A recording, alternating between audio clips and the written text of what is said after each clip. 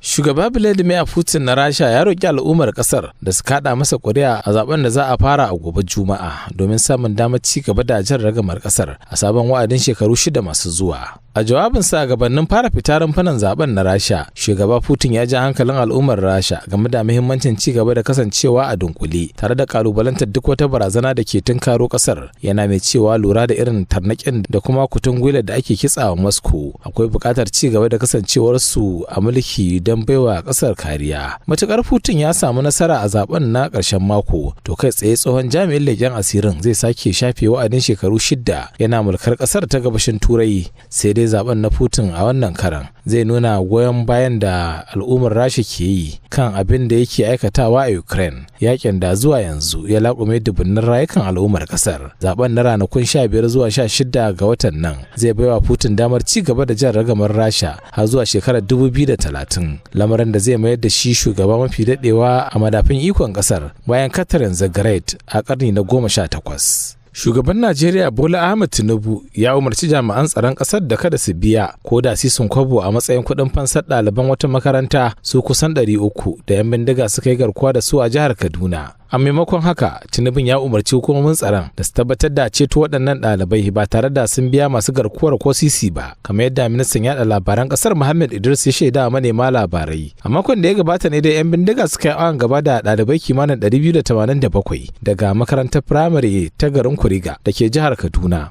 inda suka nemi a biya su kuɗin fansa da ya kai naira biliyan guda, kwatankwacin dala Amurka 600,432. Wannan ne karo na farko da aka yi satar ɗalibai masu yawa haka a Najeriya tun bayan waɗanda aka yi a shekarar 2021. Wata doka da Majalisar Dokoki ta amince da ita a shekarar 2022 ta haramta biyan kuɗin fansa ga masu garkuwa da mutane a Najeriya. Ta'azzarar satar mutane don karɓar kuɗin fansa a Najeriya dai ta zame wa gwamnatin Bola Ahmed Tinubu karfan kafa, duba da cewa ya sha alwashin kawo matsalar tsaron a Najeriya.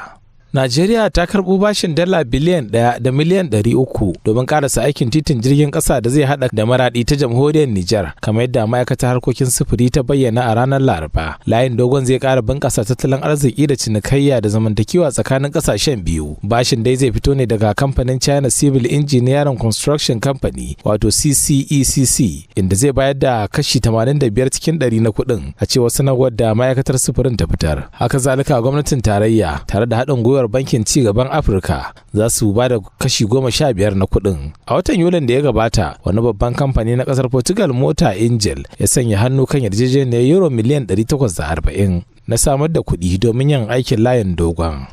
To 'yan sandan kasar Zimbabwe sun sanar da kama wani mutum da ake zargi yana da awar shi annabi ne ga mabiyansa na ɗariƙar Katolika a ranar Laraba. An yi kaman ne a wani wurin ibada inda wanda suka yi imani da shi ke zama. Kuma hukumomi sun gano wasu kaburbura 16 da ba a yi musu rijista ba, ciki har da na jarirai da kuma yara ƙanana sama da 250 da ake amfani da su wajen aikatau. A cikin wata sanarwa da kakakin 'yan sanda Paul Inyati ya fitar, ya ce Ismail Chukwarangiwa mai shekaru 56 wanda ke ikirarin shi annabi ne yana jagoranta wata kungiya da ke da mambobi sama da 1000 a wata gona mai tazarar kilomita 34 daga arewa maso yammacin babban birnin kasar Harare, inda yaran suke zaune tare da sauran mutanen da suka yi imani da shi. Ya ce ana amfani da yaran ne don yi wa kungiyar hidima ta hanyar aikatau. Daga cikin yaran 250 an gano 246 ba su ma da takardar haihuwa.